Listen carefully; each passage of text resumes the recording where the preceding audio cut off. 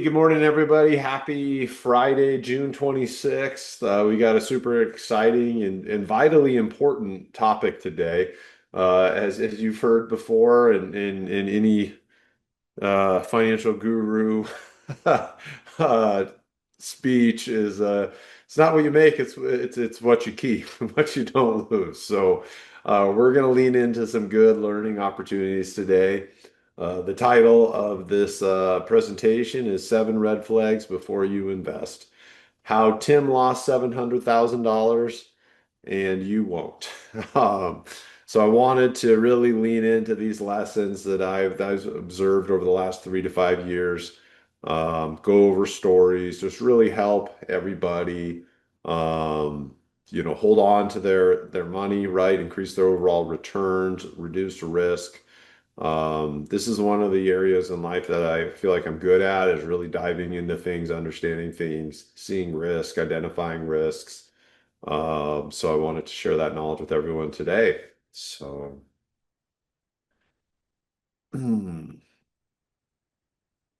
okay. Disclosures. This is educational only. This is not advice. I am not an accountant, a financial planner, or a tax attorney. And this is not an offer to sell securities. Okay, I'll try not to mention names here unless it's a public record. And I'm not trying to put anybody else down. The whole goal here is learning, not finger pointing. I don't like it when people trash talk others. So it's really about just being analytical and learning from this. Every year I make a spreadsheet where I write down like all the major happenings that happened in the year and the outcomes, positive, negative, and then I reflect and I learn like what happened here? What would I do differently next time? One good example is on 1031s, right? I've done a couple 1031s in my life, more than a couple. And what I've kind of learned now is instead of like selling a property and then being in a mad rush to identify the next property to roll my money into, from now on, I actually lock up the property I want to buy with that new 1031, and then I sell my other property. It's much smoother. You really get what you want. You don't get forced into a pressure situation. But those are little things that you kind of have to do before it really anchors in the best strategy there. So that's what we're going on today. So this is a checklist. I'm giving you seven like top ones. I mean, I could probably come up with a list of 50 as I started building this, but these are like the major ones that'll help you avoid a lot of risk, really start to understand things. Um, Yeah, and then we'll send this out and the recording after this. So, a little bit about me, former dentist, built a 160 team member dental group in the Inland Northwest. Loved a lot of it. Did not love the reimbursements don't go up every year. Did not love needing to hire team members, but there not being a lot out there. And I just love the real estate. So I just pivoted. So now I'm a full-time real estate developer. Probably have 150 million in development, mostly around the Spokane area. I love impact and building things. It's just so fun. Contractor. I've also own the construction company. And the idea there is you got to be able to execute what you do. And so, being the contractor, I can execute on pricing. So things come in under budget and on time. An excavator, this is all like the dirt work before you build stuff. So this is also awesome. And then I run a couple funds. Uh, okay. So the cost of skipping this checklist, or the consequences of not doing deep due diligence, saying, "Oh, I really like that guy. He seems smart," or "That seemed like a good deal. It makes sense to me."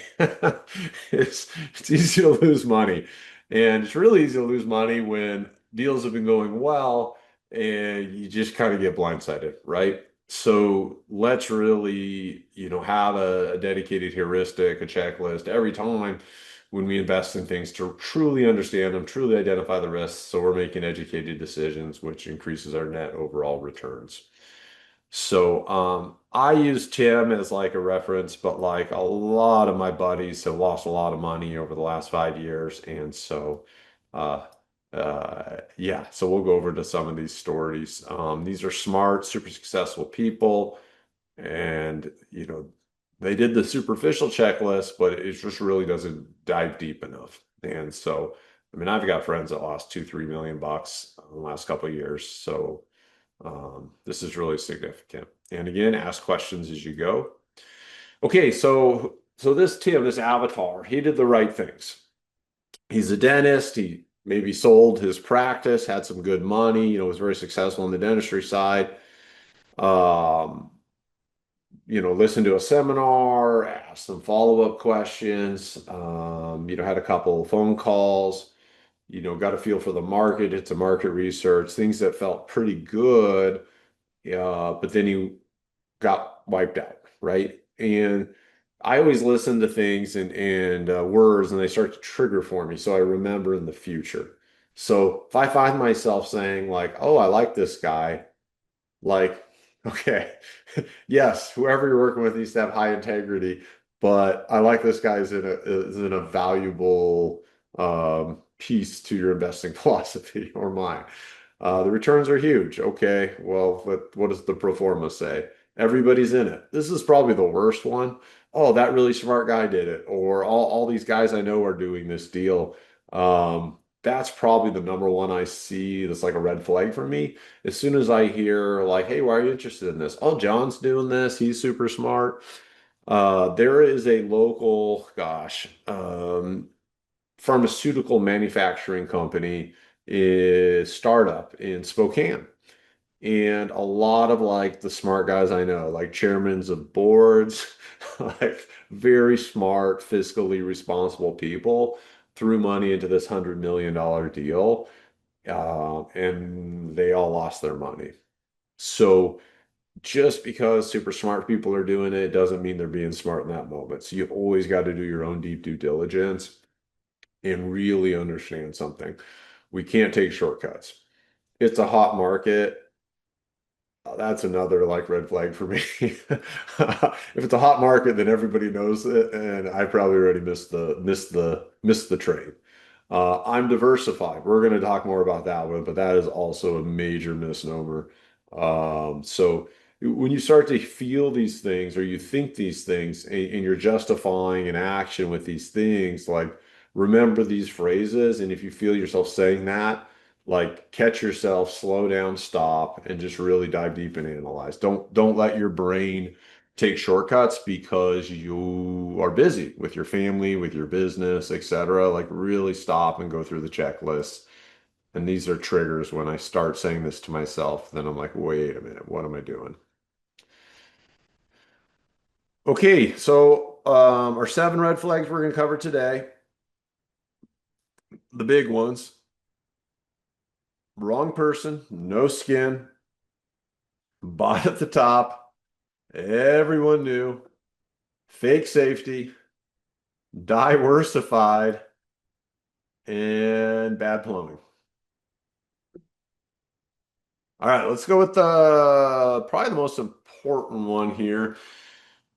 When you look at any deal, just a real good heuristic in your brain is always sponsor, market, deal in that order. Okay, who is the sponsor? Who's running this? What market is it in? What's the deal? So I got to underwrite each of these threes on every deal. Sponsor, market, deal. Okay. People really focus on this. This is not as important. And I'll break that down. Everything in a pro forma are just numbers, right? They've came from somewhere, right? But how valid are those numbers? And then the math, as you build things out, gets pretty complex, and there's lots of ways to tweak it and make it look good. So this is helpful, and you have to do diligence on this, but this to me is so much more important, sponsor over deal. Um, the example I like to give people who are dentists is like, look, if I know like a high performing dentist buddy of mine, right? They built a really nice practice, 2 million, $10 million practice. Their net profit margins, are very good. Their overhead's very good. Like, I don't care where that dentist sets up shop. Like if he sold all his practice and he moved to a new part of the country and set up a new practice, I don't care where he sets up. I know he's going to crush it. or she's going to crush it because they've shown me with their track record how excellent they are. I know how high of an integrity person they are. I know they're going to crush it. The market doesn't matter. The deal doesn't matter. They'll figure out the business model that works. Okay. So number one is always sponsor. The biggest mistake I see with this when people start vetting this is they vet the capital raiser. Okay. A capital raiser and a sponsor are very different. The sponsor, think of like the operator. So, like in a dental office, the sponsor is the dentist. Okay. The capital raiser is the treatment planner, the person going and collecting money, okay, for the deal. So, I mean, it would be really weird if you needed like full mouth set of implants and you're vetting the treatment planner, right? I mean, if you're paying for something, you want to make sure the treatment planner doesn't seem sketchy, right? But you're really vetting the dentist, right? Their track record, their full mouth implant procedures, what did they look like? Like you're vetting the dentist. So the biggest mistake I see is people are vetting a capital raiser who vetted the operator, but you need to vet the operator. That's who you guys, we all need to focus on. Okay. Any question about that? That's probably the number one first mistake I see people make very commonly. Like 80% of the time, people are betting the capital raiser, not the operator. Anyone want to ask about that? Good. Okay. Track record is super huge. What are people's results, right? I want to see numbers. Anytime I need to hear the story and I need to see the numbers. So you got to get the numbers. Full cycle is great. Full cycle just means it's not your performance. Like, what were the results when they've sold, right? So I've had four exits. My average annual return on my exits in real estate is 47.4% a year, right? That is not a guarantee of future performance, but that is the return on my actual exits. That's real numbers, okay? Through a downturn. This one I think this is valuable. The hard part with through a downturn, it means somebody's been around a long time. Okay. And there are benefits of being around a long time, and then there are disadvantages. The benefits of being around a long time is people have real life lessons that have taught them things and they're smarter, right? They have lots of experience.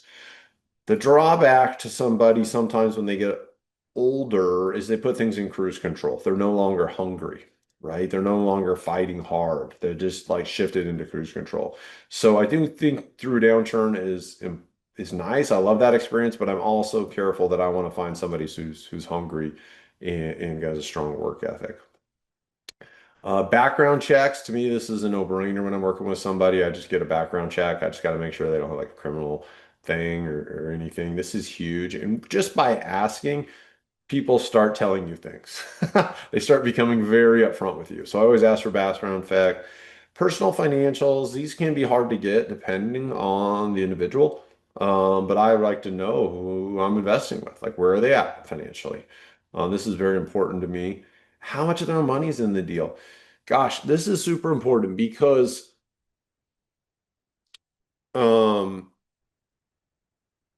we all have habits and we all have motivation, and just the more we're invested financially in something, like as much as like I or someone else may have like extreme discipline, like we are, and integrity, like even if I'm all in for investors, like I really care about other people and their money, I treat it as mine. Yes, check. Do I have great discipline on average compared to others? Yes, check, right? Do I only do good deals? Yes, check. But there's some sort of subconscious motivation when I have a ton of money in a deal, it also gets me to focus and perform for that deal, right? So it's very important that an operator has a lot of their own money in there. It's just so key. Do they tell you the downside risk? People need to be straight with others, right? This is the real world, right? So you just need to really explain that for folks. And if somebody doesn't, that's a concern. Now, when some people really describe the downside risk, it can also be like, "Ooh, I really described all the downside risk. Look how responsible I am." Well, you still got to vet the deal. Make sure it's a good deal. Um, this is like This is so important. This will increases everyone's annual average returns by like 10%, just implementing these things. So you say no to bad deals, and no to bad sponsors. The market is again, this is a distraction in my mind most of the time. It's a shiny thing.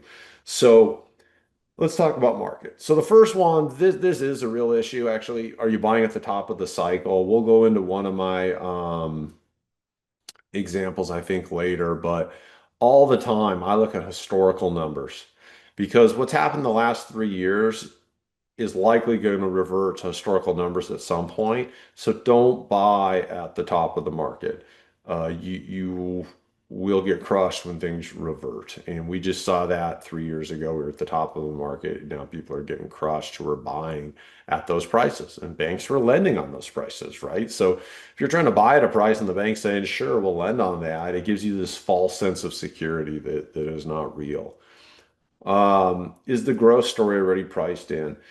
People come to me all the time and say, "Hey, I want to invest in like single tenant net lease buildings. They're super low risk, like a DSO, right? Is like a strong DSO like Heartland. Like you buy the building and Heartland's the tenant and they have a 10-year lease. And so it's low risk. I'll make good money on this." What people don't understand is where you make money in real estate is adding value. So if you're buying something that's already in existence, you're not going to make a ton of money. Two, if you look at like rental rates on single tenant at least, it's typically like a 2.5% increase, 2.5 to 3% a year. Well, inflation is higher than that. So you're actually kind of like losing money on that. And so how you make money in real estate is adding value, not buying things that are already there. That's a huge one.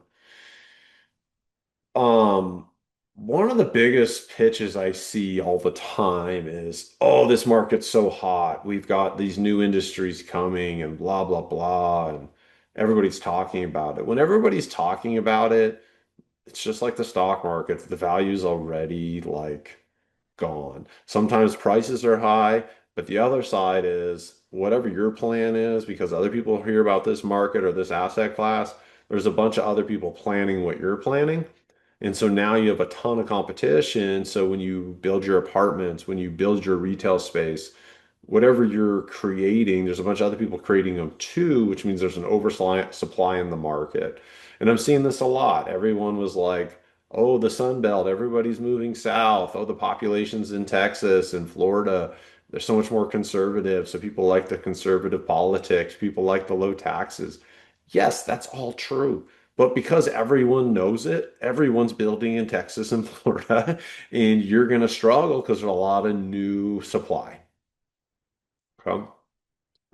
Again, guys, please interrupt me anytime. Raise your hand. Like, I want this to be a discussion. But this is literally what my brain goes through as I bring in messages.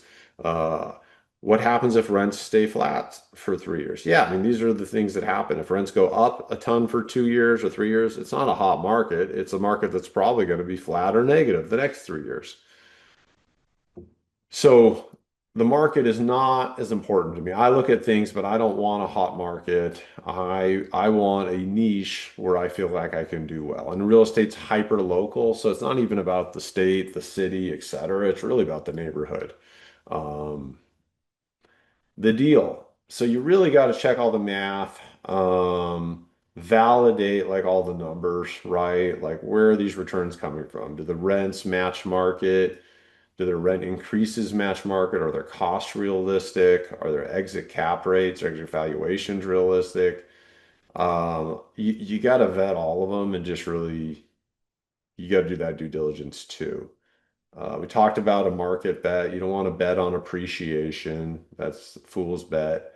The value add is how you're controlling your own destiny and creating your own returns. Um, We're going to talk about diversification. So, like getting into too many markets, too many asset classes, too many partners.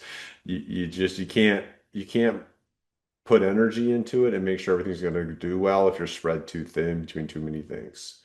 Um, yeah, fees. You don't want people with like major upfront fees, right? Like the story that I always go to is there was like a boat somebody was telling me about, and how did I see it? It was a boat, it was like a yacht, and on the back it said "paid first." That was the name of the boat.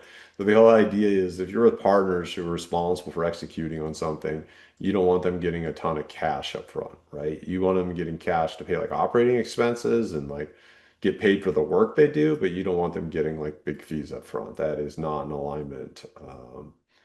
Conflicts of interest, always want everybody in alignment, and then yeah, just clean money handling. So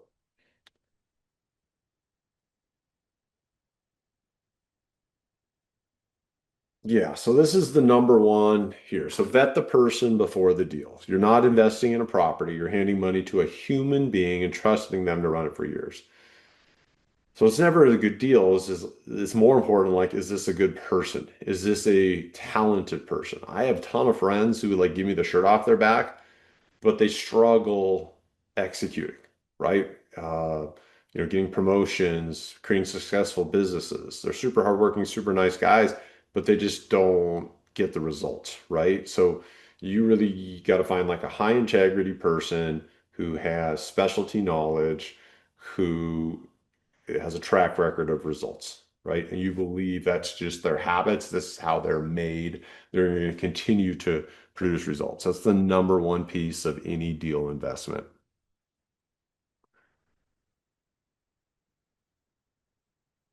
Yep. We talked about the vetting the capital raiser. That's not the person to vet. It's the operator. Who's running the show? Who's creating the returns? Like who's the real estate developer, right? Who's the property manager? Who is the who that creates the returns, not who is the who that collects the money. Okay. 90% of the people you see are the people who collect the money. Those aren't the ones that matters. It's the people you don't see. Those are the ones that matter. Who are they?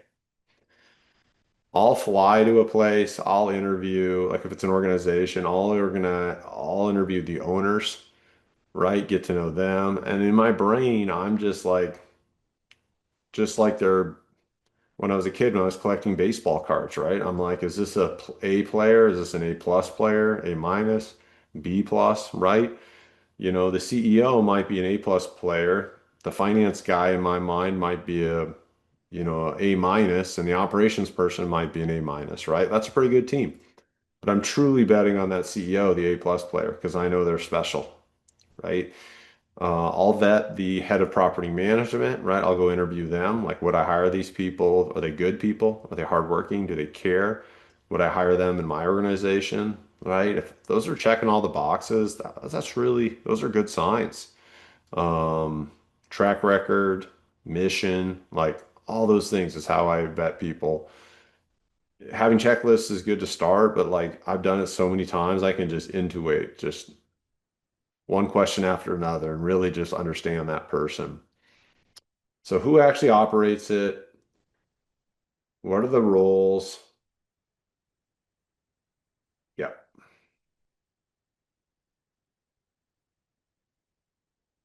Okay, so that was red flag number one. Any questions there?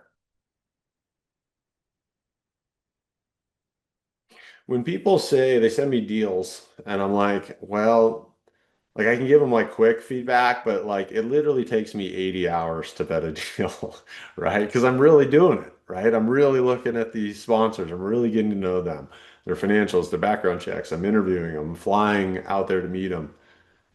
Do Jonathan. you ever have trouble accessing the actual operator, or is it usually pretty easy to get to them? Yeah, I think it's a measure of that organization's culture.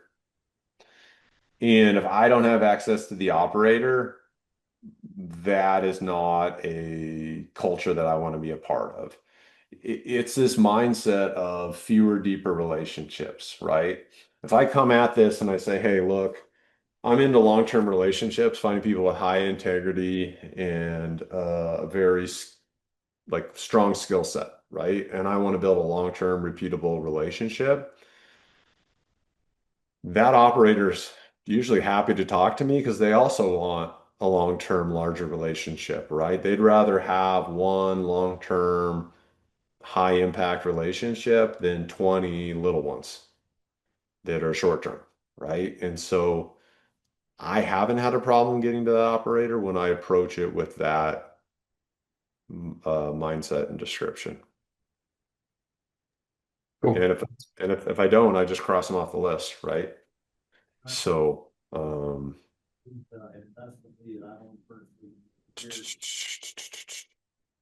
okay, so we talked about the money motivation, right? Like even if somebody's like highest integrity, um, very skilled, very good track record, the skin in the game, it just helps, right? It just helps with alignment.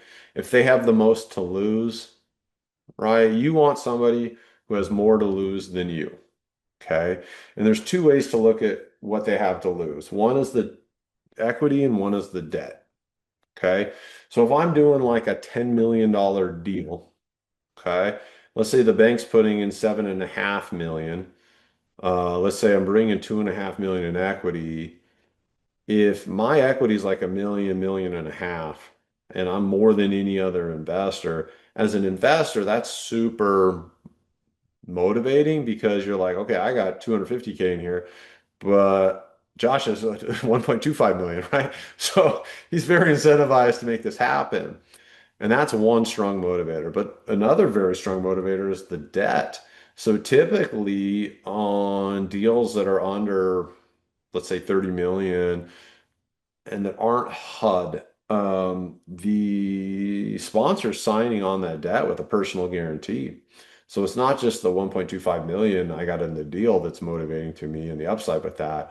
It's not just the carrot, it's also the hammer, right? Like I owe 7.5 million on this property, and that's fully personal liable to me because I'm the GP, right? LPs are protected, GPs aren't, who secure that debt. And so man, I got two strong motivational pieces on top of my integrity and my just, commitment to perfection and success.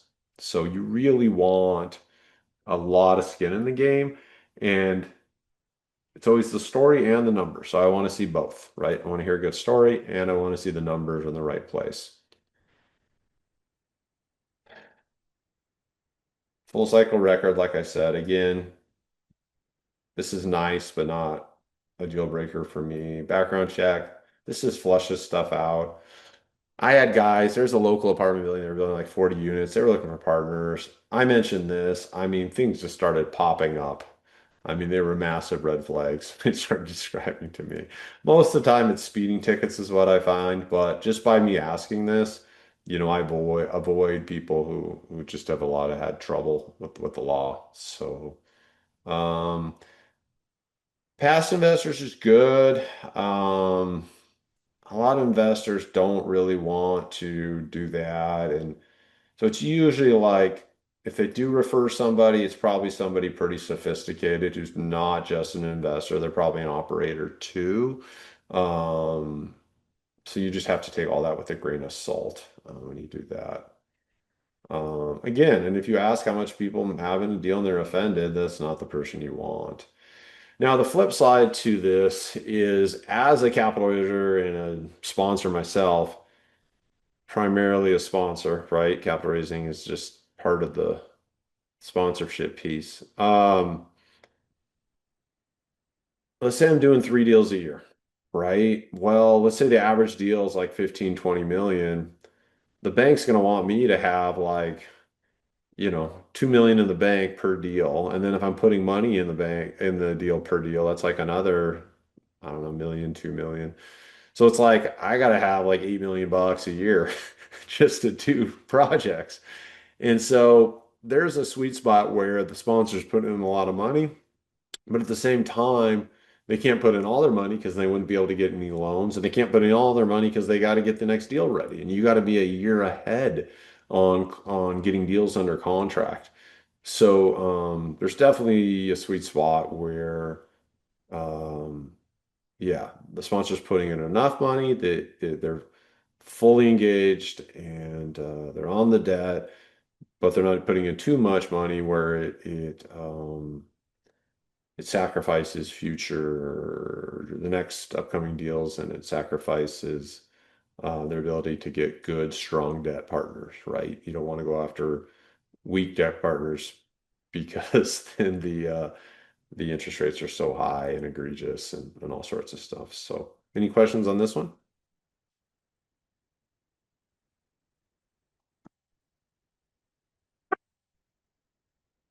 All right. This is good stuff. Like this is really good stuff. The more I talk about this stuff, I'm like, this is essential.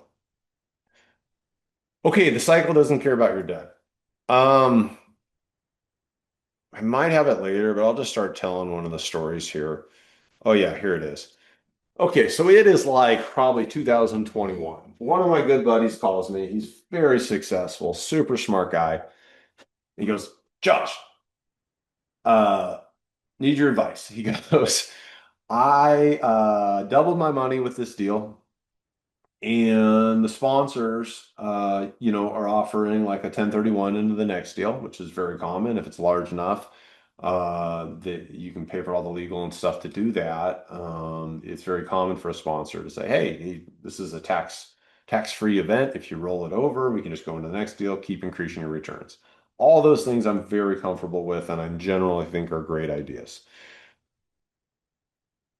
But what they were rolling into was an apartment building, an existing apartment building in Austin, Texas, at the height of the market, and the cap rate was in the threes. Okay, like a three, I don't know, 3.5%. I can't remember the number, but it was super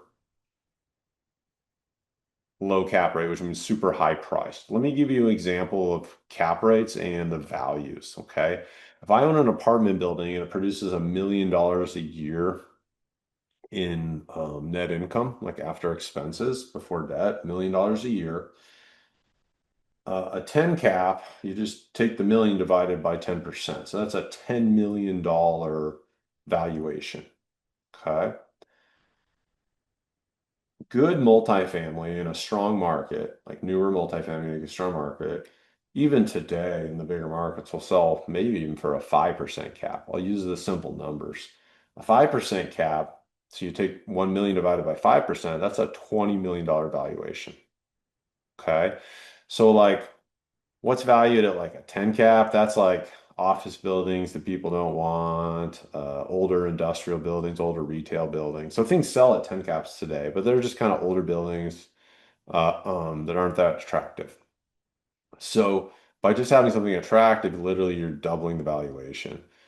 Okay, well, what if it was like a 3.3 cap?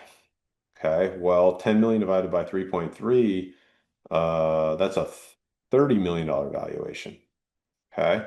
So in a normal strong market, the property is worth 20 million. In this situation, the property was valued at 33 million that they were buying into. Okay. So even though he made a bunch of money on the first one, and even though 1031s and rolling without paying taxes or opportunity zone funds, which I use mostly now, like even though those are good fundamental concepts, so you're just like, yes, yes, yes, this is great. Wait, you're paying 33 million for a $20 million property? Right? Let's slow down there. And so that's what happens is you get all these like positive um positive things about the deal, right? And so you got to keep in mind and get really disciplined because all of them have to be a yes, not just the first four, right? And the fifth one, buying a 20 million property at 33 million was no. Needless to say, he called me last year and said he lost all his money. They just bought it at too high of a price. And this is a very well-known national operator. So at the end of the day, it doesn't matter if so many things look good on a deal. You got to step back and use your common sense, right? Why would I pay $3.30 for something that's only worth $2? Any questions on this one?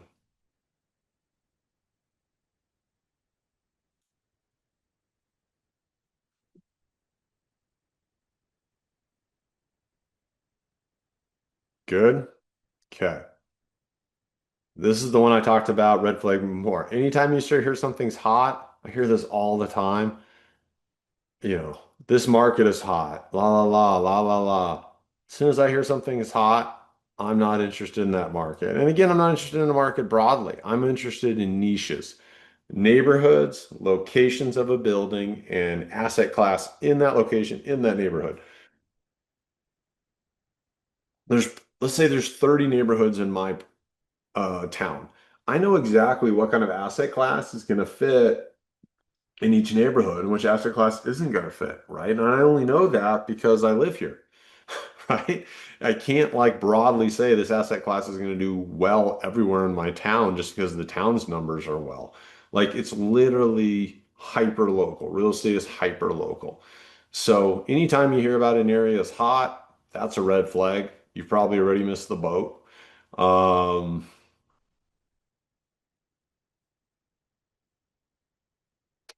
Specifically, a lot of dentists will reach out to me and say, "Hey, should I buy this building?" Right? I mean, price and all that stuff is really important, but if they're buying a building, they plan on adding other tenants.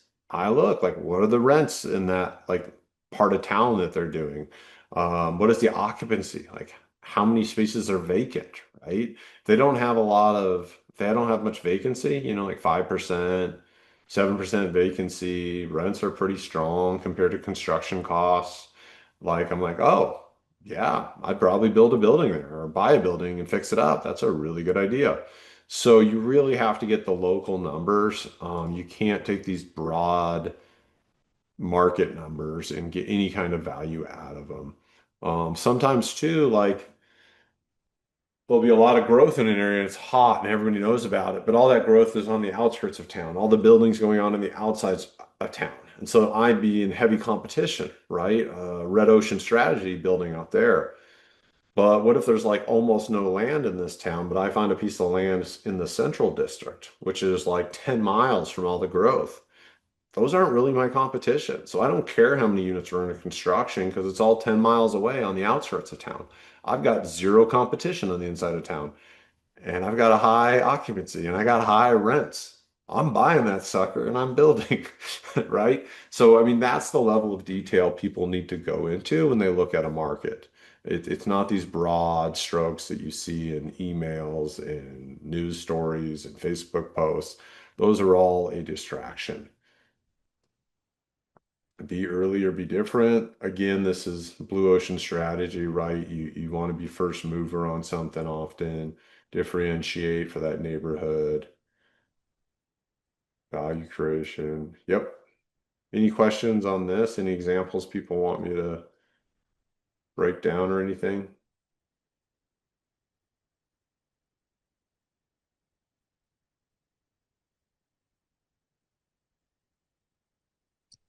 Josh, Yep.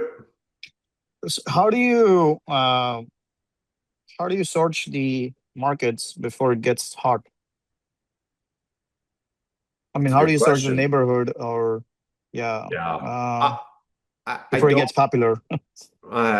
see, I don't really like investing unless I have a really strong local partner. I'm not really interested in investing outside my market anymore because I just have such a deeper knowledge of all the neighborhoods in my market, all the tax incentives, all the pricing, right? And so I really feel like I'm diluting my competitive advantages unless I have a really strong local partner who's found a really good deal.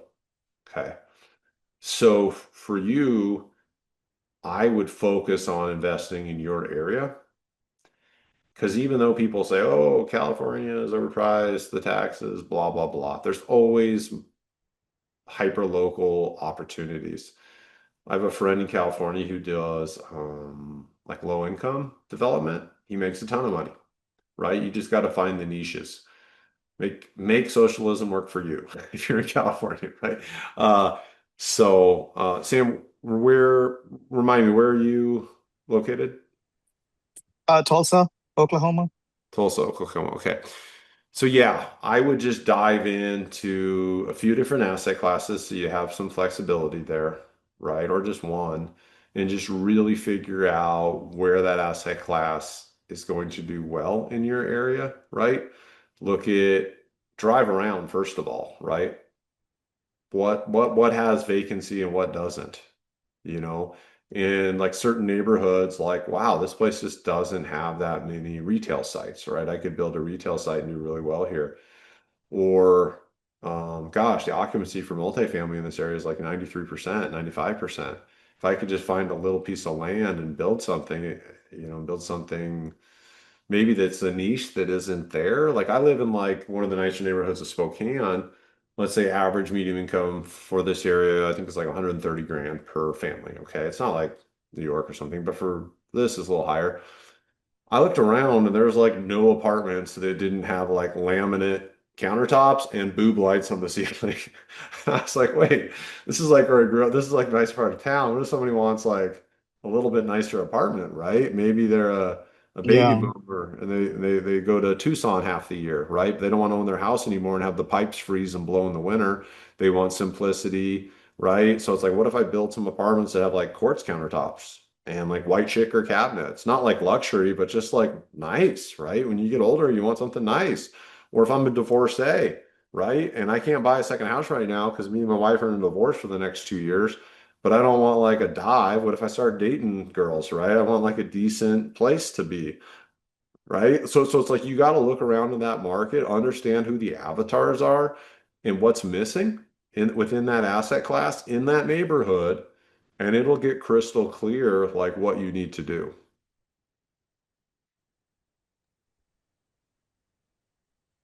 Okay. Thank you. Yeah, great question.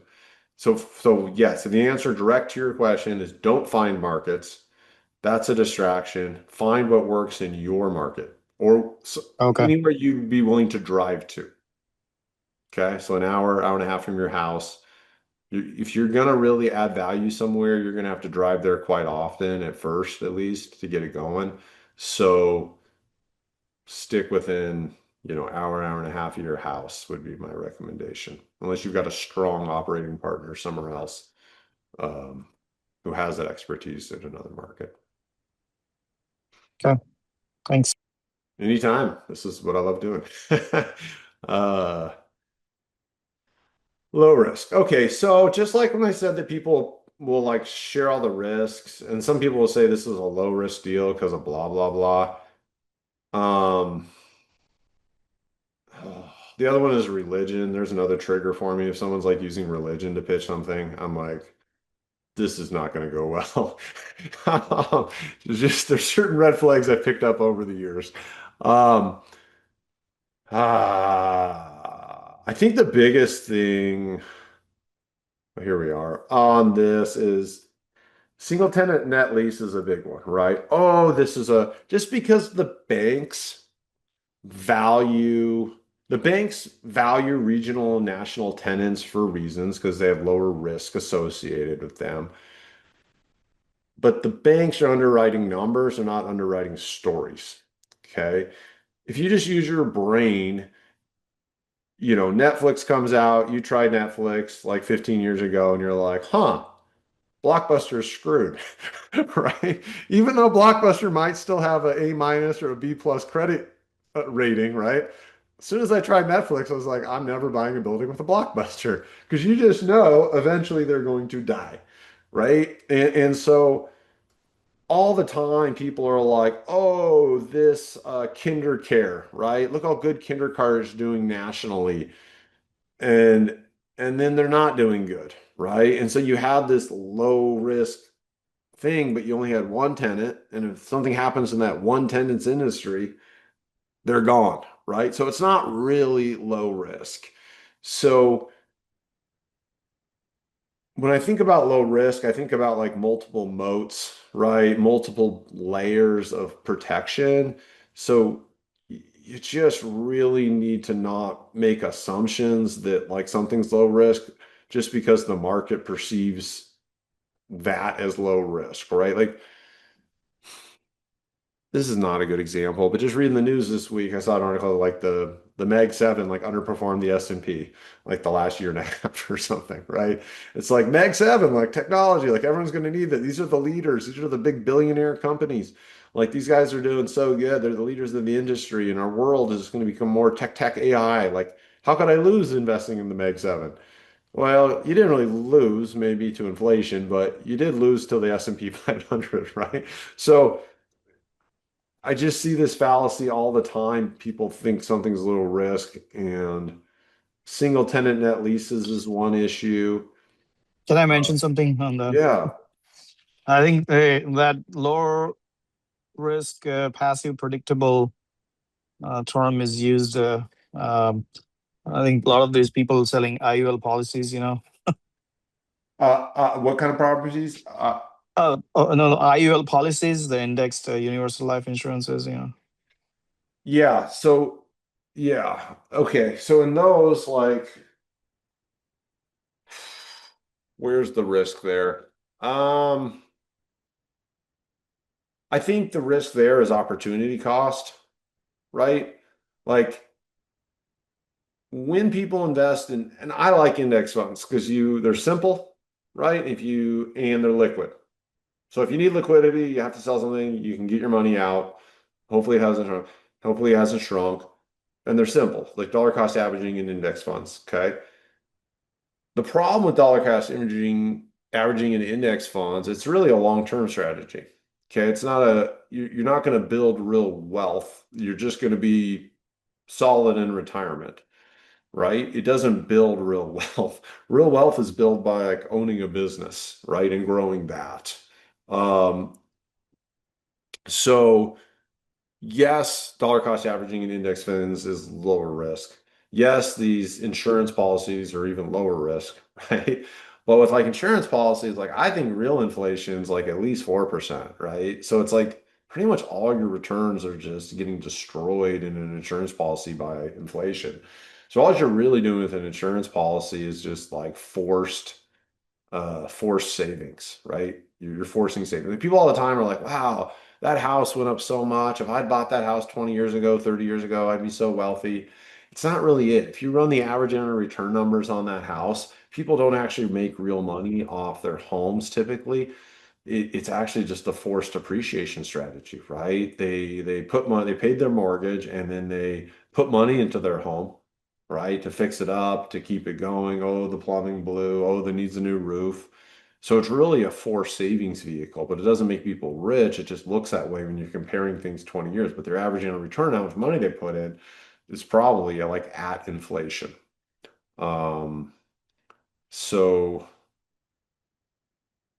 did that answer, is that good commentary to what you're saying? Sometimes I just get talking and I get too broad. No, yeah. That's. I was just saying that that's very commonly used in that industry to pursue people to buy the um, IUL life insurance policies. Is oh, they are very low risk, they're passive, they're very predictable. But the other point I just heard is you saying they go hand in hand with the inflation. So if inflation is 4%, typically those IOL policies life return is about 9%. So on an average, it's not like you are, um, you know, that's what I was referring to. But yeah, thank you. 100%. Yep. It's more forced savings. You nailed it. Okay. Red flags 6 and 7. Plumbing. Okay, so this is a good one from Warren Buffett. Diversification, because we all hear like diversification, is that positive or negative? When you hear the word diversification, is it green or red, right? Is it positive or negative? Like your initial response. I think we've all been trained to believe diversification is positive. Does anybody, when they hear the word diversification, the initial response is negative?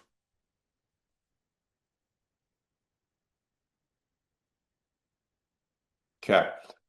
So So I do believe diversification is positive to a degree, but not a ton of diversification. Where people are going to really make a ton of money in life is through their own business and that's like the opposite of diversification. That's all hands on deck, one thing, become the best at that one thing, right? That's how people make real wealth.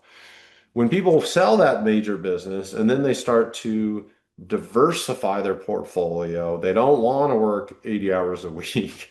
They want a better lifestyle. They want to focus on their life. They go to diversify. Diversifying in three areas, I got no problem with that. I think that's healthy. But as Warren Buffett says, diversification is protection against ignorance. It makes little sense if you know what you're doing. When people diversify in a bunch of different investments, they're like, hey, this guy seems nice. He does apartments. This guy seems nice and smart. He does um, self-storage. This guy seems nice and smart. He does land development. Hey, this guy's in Florida. I got a lot in the Southeast. Let me get some stuff in the Northwest, right? And then we feel good because we've met a lot of people who have different models, different asset classes, different geographic locations, and we feel like we've diversified. We have diversified, but we can't do deep due diligence on all of these different people and all of these different sponsors. Okay. So our average net returns get lower and lower until we're earning insurance returns. And so we just have to be careful here instead of, investing in seven things, fewer deeper relationships, fewer deeper asset classes. Like build a portfolio that's like three or four things. Okay. I've got my stocks because they're simple. And if things happened, I can get cash out. Right? Great.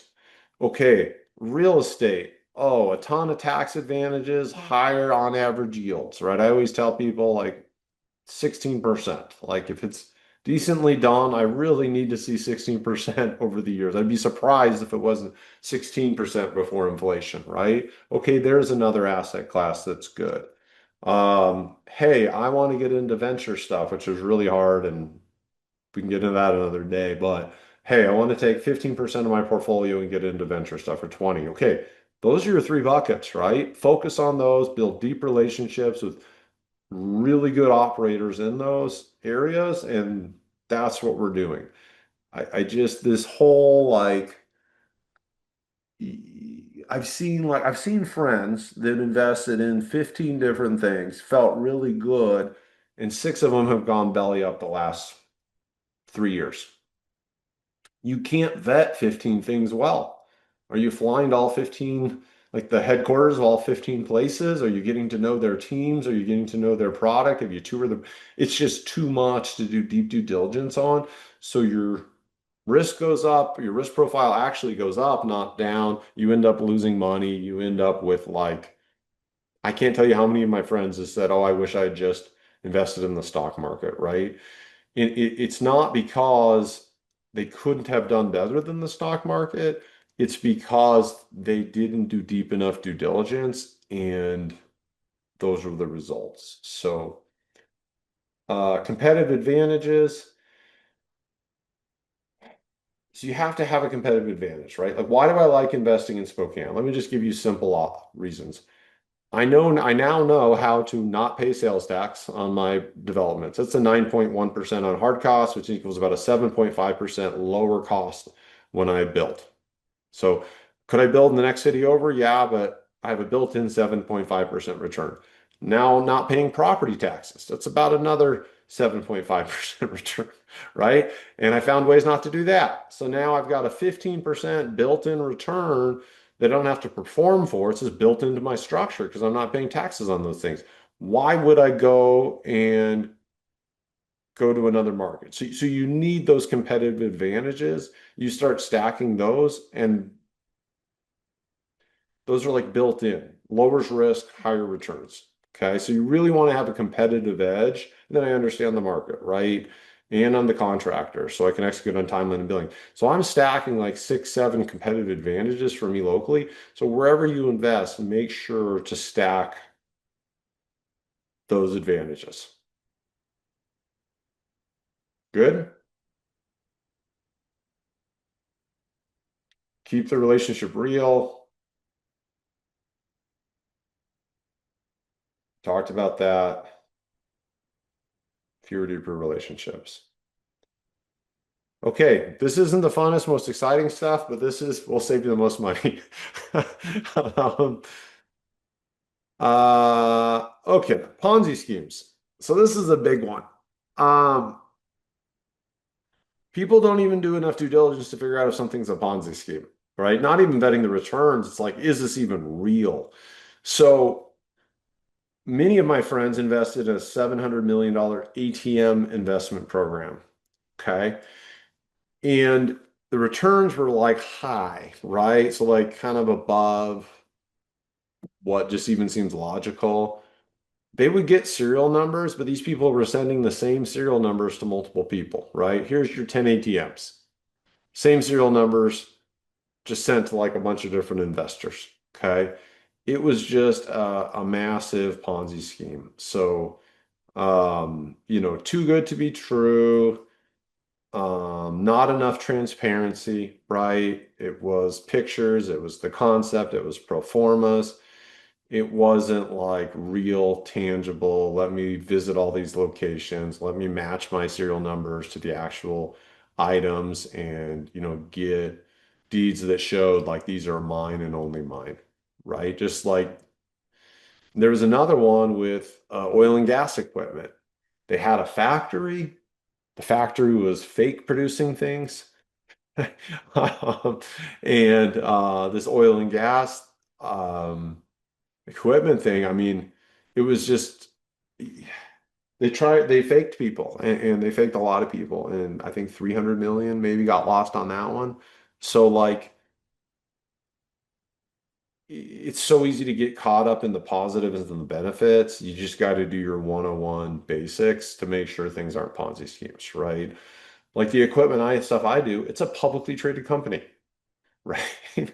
Like if you've ever been like do work with your accountant or I've never been audited, but you get audited, that's like nothing compared to a publicly traded company, right? Or like a bank. I mean, these people have to do so much on the audit side.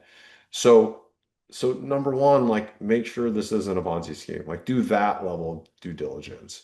Um, independent party depending on size, sometimes you can get those audits. Sometimes they're like 120 grand just to get an audit. That can be expensive, but vet things. Map the related parties, like who's involved, like where do distributions come from? Reading the PPM, that's a massive headache. Throw it into AI, have it summarize it for you. Like like really understand that at a fundamental level. Okay, so in summary here, our avatar Tim didn't make one mistake, right? There's tons of levels where he could have saved himself.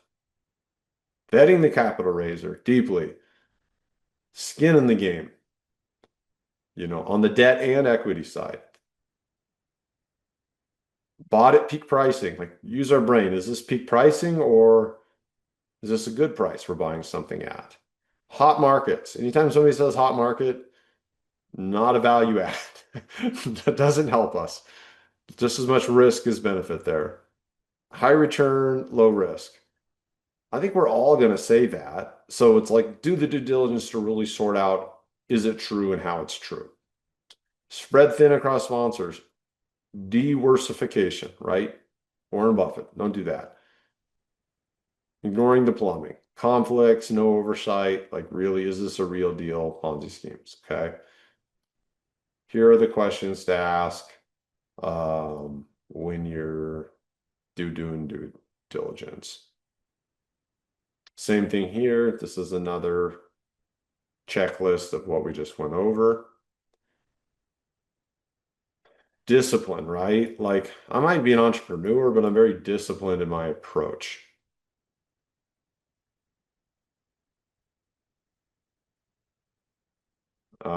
Yeah.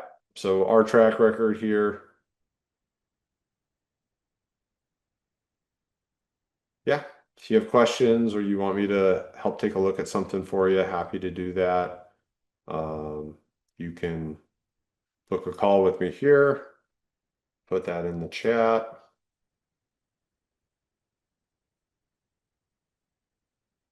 or just text me or whatever. Okay. An hour exactly. Okay, guys. Those of you that are still awake, Trevor, Andrew, Jimmy, Sam, Stephanie, any questions for me? I'm an open book. None right now. Thank you. My pleasure, Trevor. Thanks for bopping on, buddy. I'm expecting you to grill me, I think, after the for the next investment. Now that you have the ammo or more ammo. We'll see. We'll see. I have a But question. How do yeah. you plan on, um, are you rotating anything into digital assets or are you, like the hot topic right now is real world asset tokenization. Are you going to be like, what are your opinions on that? Yeah. So let me ask a clarifying question. So are you talking about A, just kind of investing in technology in different ways, or are you talking about instead of collecting money from folks and having that capital tied up for a long time in real estate, instead collecting tokens for folks, and then those tokens they could resell in the open market at any time? Yeah, it's like a little bit of that. And I'm also seeing like the different ways like blockchains are using these types of, but I understand that there's like a lot of like it's like it's still shady. There needs to be obviously the Clarity Act is the reasons why they're doing all this. But I was just curious from an investor point of view, how likely are you going to be start doing these types of investments? Just Like curious. offering investments or structure my investments with more technology? Either. Either. Okay. So yeah, I do deep dives on this. I listen to technologists and kind of hear what's coming and what's reality, what's the noise from the flash. And every time I get a tech investment pitch, yeah, it's always a good idea. It always makes sense. It's solving a problem. But like I got pitched 2 weeks ago on like a dental AI tech thing for practice management software, right? It all makes sense. But at the end of the day, how do I know those guys aren't going to outcompete the other 30 that are out there? And I don't know that Mm, because I'm not in that world, right? yeah. And I want to avoid shiny things and I want to stick to areas where I have massive competitive advantage. Okay. Because if the market goes up by 10% or goes down by 10%, if I've got a built-in 15% profit margin already, now my profits are between 15 and 25, not between 0 and 10. Make sense? So Mhm. you want to only invest in things that you have deep knowledge in, or find a Sherpa, somebody who you build a tight relationship with that has their money in there too, right? Like, like, Yeah. so like if Mhm. John has done a bunch of self-storage. And John's been very successful in self-storage.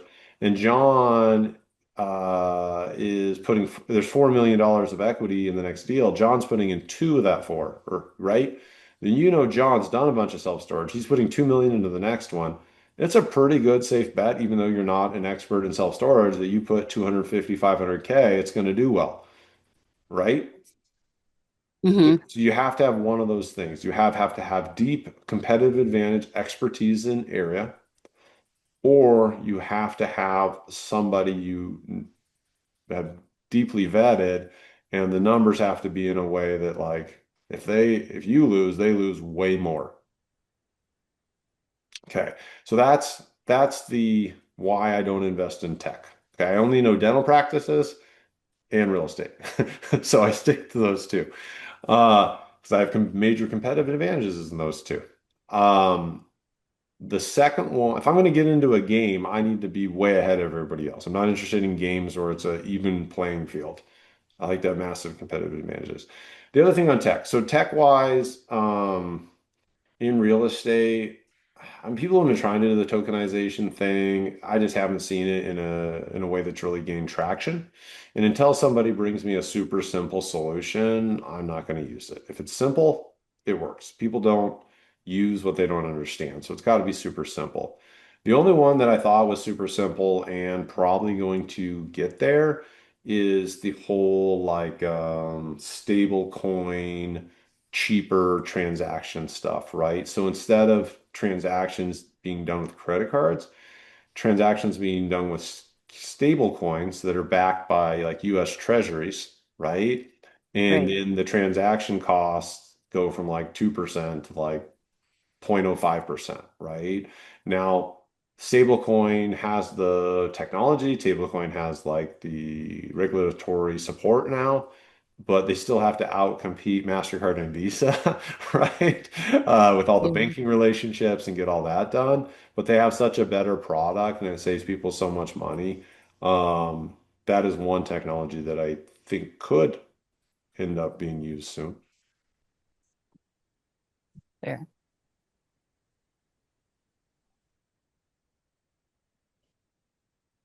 Um, any other questions on how not to lose money? How to increase your overall returns?